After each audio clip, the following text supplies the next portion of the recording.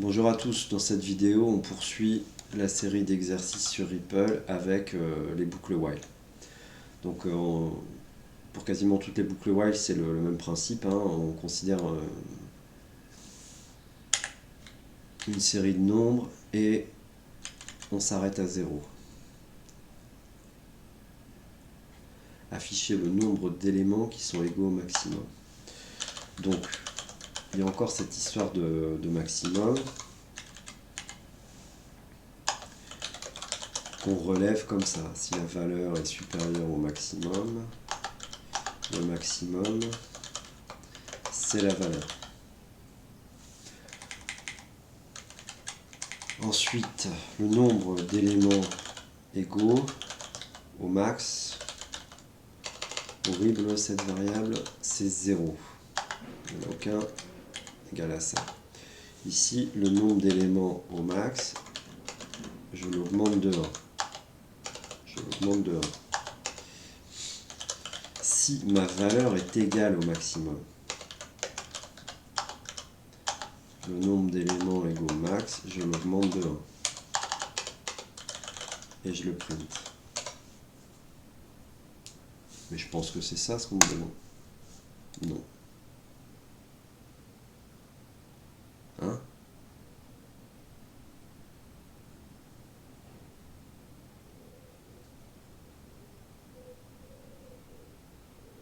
Ah oui, non. Enfin, je l'augmente de 1, je l'initialise à 1 ici.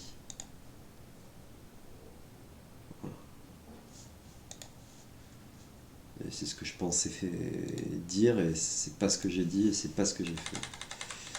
C'est pas sorti de ma tête quoi. Alors, on considère une série d'entiers. Non, la suite s'arrête.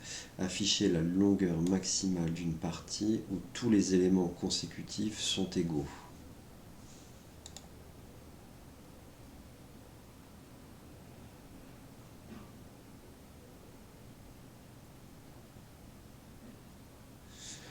Il faut que je relève le précédent, que je lui affecte une valeur différente. Je teste si la valeur est égale au précédent. Dans ce cas-là, mon compteur, il augmente de 1.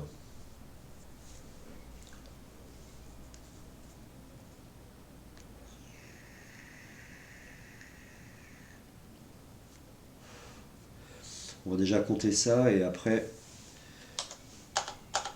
on cherchera le plus grand de cette série. Sinon, si la valeur n'est pas égale au précédent, le compteur il repart à 0. Ok, ici. Donc, dans tous les cas, ce qu'il faudra, c'est imprimer le compteur. Le compteur, donc, il va relever, là pour l'instant, il vaut la dernière longueur de valeur égale. Par exemple, si on a un truc comme ça, 3, 3, 3, 2, 2, là mon compteur, ça va être 2, parce que j'ai deux nombres égaux.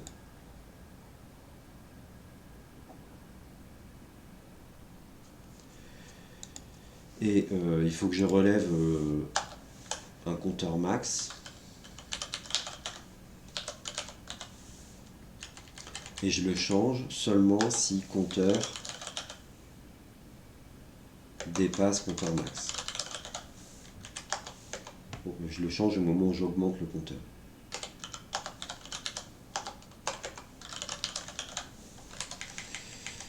Donc pareil, lui c'est 0. Je crois que j'ai pas initialisé ce compteur. Donc il va planter. Voilà, il y a beaucoup de variables ici, il faut réfléchir un petit peu. On peut réfléchir pendant les tests. Ah, j'ai oublié un if.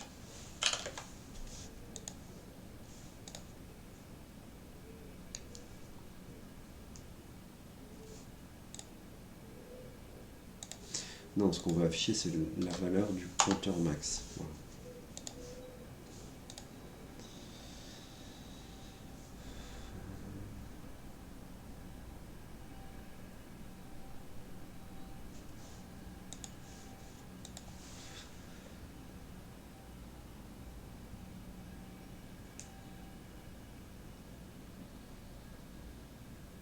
Comment il peut valoir 0?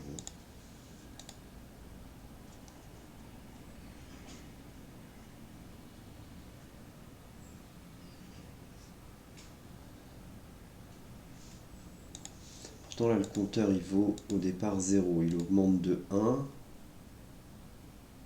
Ah ouais mais j'ai jamais changé la valeur de précédent. Ok, j'ai oublié ça. Le précédent, c'est la valeur. La valeur elle est mise à jour. Si la valeur elle est encore égale au précédent, ouais, c'est toujours pas bon.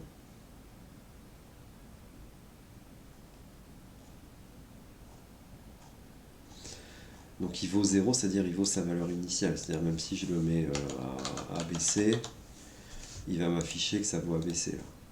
Ouais. Donc on n'arrive jamais là. Pourquoi on n'arrive jamais là? Pourtant il y a bien un cas où la valeur est égale au précédent. Ici, ça devrait être le cas. Le précédent c'est la valeur. Si la valeur est égale au précédent. Ah, j'ai mal tapé.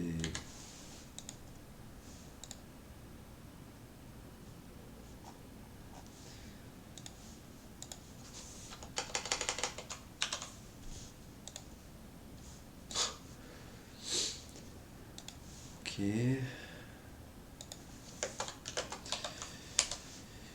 Parce que moi je compte le nombre de fois où ça apparaît. Et lui il veut la longueur totale. Et B. Oh, il était pénible celui-là. En même temps, on est déjà loin dans la série. Donc c'est un peu normal qu'on ait des vacheries. La suite de Fibonacci. Ah, bon. Le nème terme de la suite de Fibonacci. Donc x égale 0. Non, 1. Y égale 1.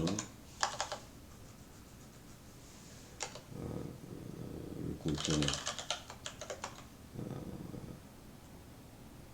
6, 8.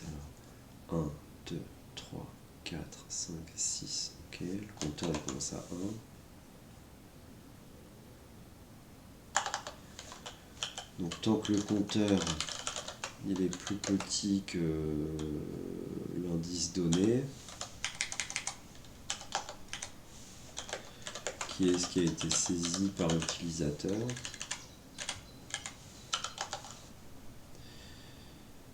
comment on fait ça proprement?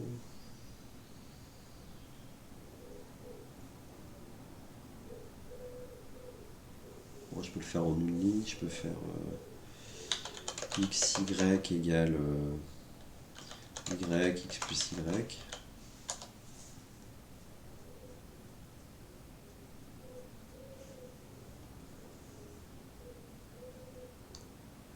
Et si je veux le faire en plusieurs lignes, je dois faire z égale y. Y égale x plus y. X égale z. Ça c'est pareil que ça. Dans z, je mets l'ancienne valeur de y. Dans y, je mets une nouvelle valeur. Dans x, je mets l'ancienne valeur de y. Bon, ça va marcher. Le compteur, je l'augmente de 1. Et ce que je vais afficher, vraisemblablement, c'est x. Si c'est pas x, il y a de grandes chances que ce soit y.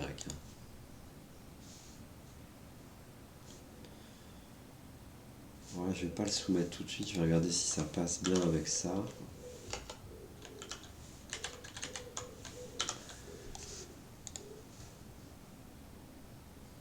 Ouais, ça passe aussi avec ça.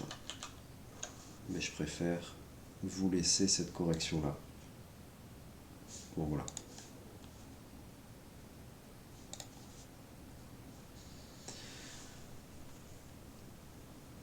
Bon, je pense que vous avez déjà travaillé sur la suite de Fibonacci à cette période de l'année. Donc je vais pas en dire 3 tonnes non plus. Tout le monde doit avoir fait une bonne dizaine d'exercices dans sa vie sur Fibonacci. Alors,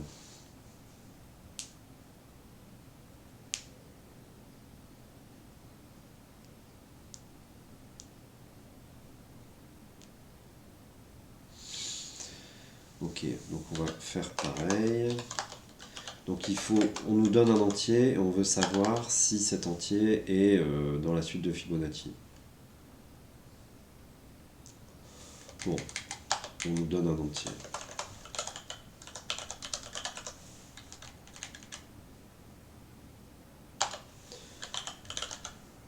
Donc tant que x est plus petit que n,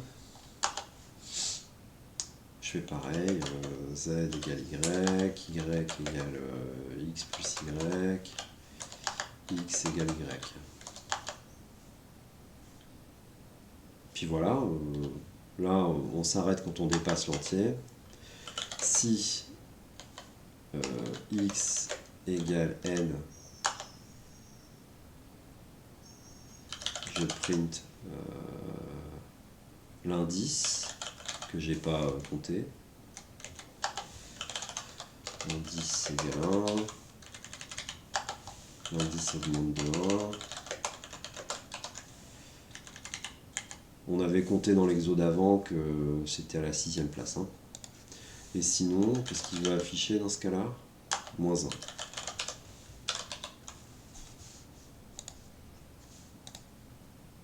Waouh.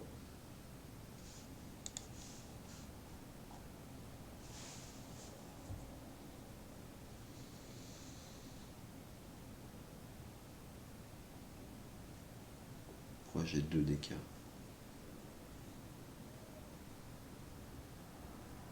Ah oui, parce que je commence à 0, 1, 2, donc ça commence direct à 3 en fait. Ah, peut-être pas. Ça va échouer ça. Ça va passer les premiers tests et ça va foirer quand il va mettre des petites valeurs.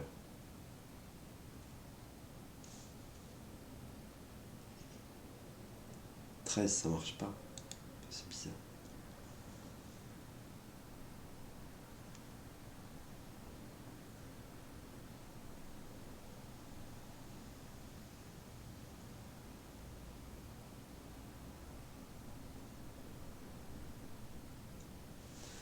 Ça échoue avec 13.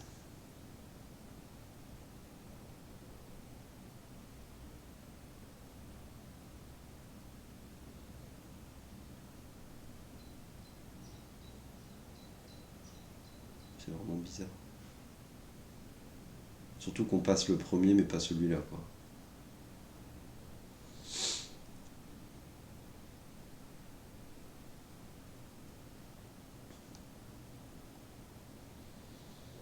Non, je vois pas pourquoi ça marche pas.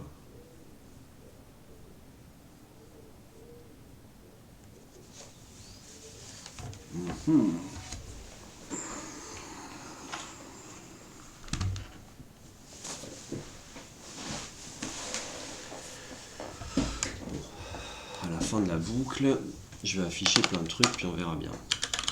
Qu'est-ce que j'ai comme variable? J'ai x, y, z. Z, je m'en moque. Et j'ai l'indice. Je vais quand même afficher n aussi. Donc là, j'aurai toutes mes variables en sortie de boucle. Et ce qui fait planter, c'est 13. Waouh. Comment je peux avoir 16?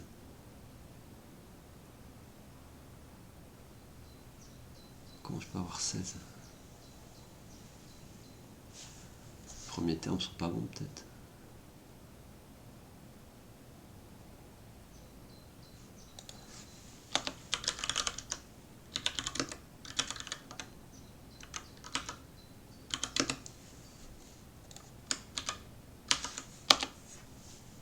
Waouh.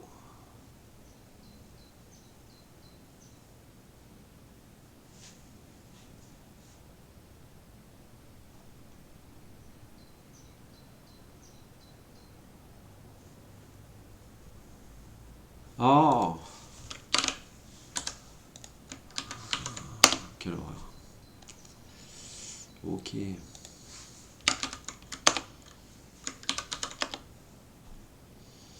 Voilà, et là ça va passer.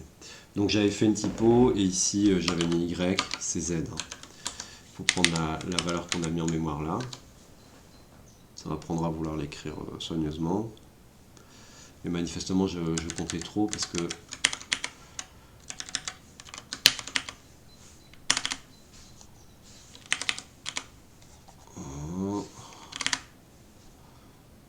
voilà, bon ça devrait passer les tests.